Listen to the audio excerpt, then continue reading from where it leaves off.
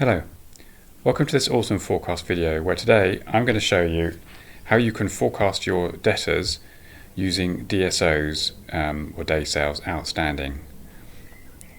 Awesome Forecast uses the countback method for calculating debtors, which is the most accurate way of forecasting your cash receipts. So to start, go to your accounts page.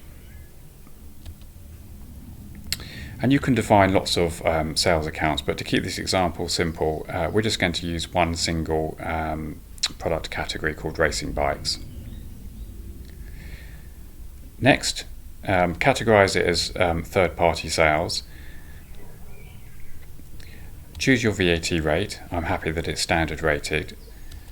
And choose how long it takes your customers on average to pay you. So let's start with 30 days. Next, I've already entered on my profit and loss account my sales figures. So for month 1, racing bikes are expected to sell £5,000. So including VAT, that's £6,000. Next, we need to define on the assumptions page how long it takes for your opening balance to be received. So let's say that's 30, the same as the 30 we set for the racing bikes. And finally, let's make sure that we've got some opening debtors on our balance sheet. So I'm going to start with £6,000, which is 1 month's worth of sales. Now go to the debtors page, open the control panel, click refresh, and when that's finished updating, just click hide, and that just condenses the line so it's much easier to read. So now we can see we start the year with an opening balance of £6,000. That opening balance is cleared in the current month. We sell £6,000, but we're not expecting to collect that for 30 days. So our carry forward debtor balance is £6,000 in this example. Looking at next month, we bring forward that same £6,000. We sell 6,120, but we only collect 6,000, which is last month's sales, which leaves us a balance outstanding of 6,120, representing 1 month's worth of sales, so the DSO is 30 here. Now let's go back to our accounts page, and this time let's change it to 60 days. So it takes 2 months for our customers to pay us. Make sure your opening balance reflects 2 months worth of sales. So in our example, 2 months worth of sales, the opening balance would be 12,120. So I'm just going to make sure I enter that on my opening balance sheet. And on the assumptions page, I'm just going to update the opening, how long it takes to a customer to settle the opening balances. Let's just update that to 60, the same as we've defined for the racing bikes. Now let's go to the debtors page. And we see that we start the year with 12,120, that's 2 months worth of sales.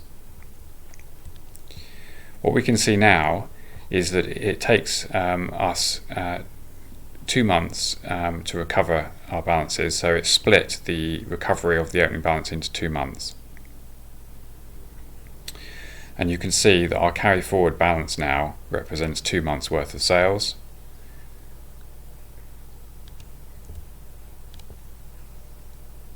Which is last month and this month. Those 2 months add up to 12,120, which is our carry forward balance.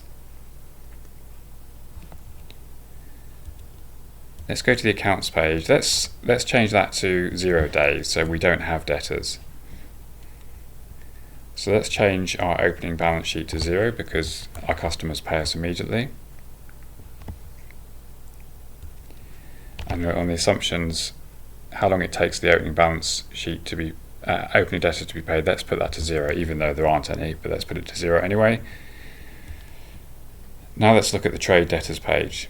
So now we start the year with no debtors. We sell £6,000 in the current month, including VAT, and customers pay us £6,000 because there are no debtors, so we carry forward no debtors at all in this example. Now, you don't always have to assume that everything has days credit. We can assume that some customers pay us in advance. So let's assume that our customers pay us 15 days in advance. So go to the accounts page, and in the DSO, let's put in -15, which represents 15 days in advance. So now we would expect not to have an opening debtor, but technically we would have a negative opening debtor, i.e. a creditor, because the customer's paid us in advance. So let's put that in as -3,000, which is half of the first month's sales. And on the opening balances assumption, let's just keep that as 0. And now let's look at the trade debtors page. So we've been paid 15 days in advance. We sell 6,000 in the current month, and the amount that we collect in cash this month is half of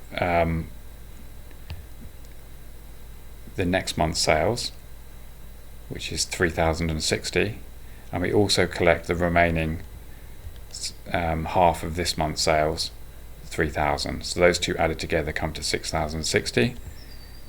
So our carry forward balance is 3,060, which represents 15 days of the following month's sales.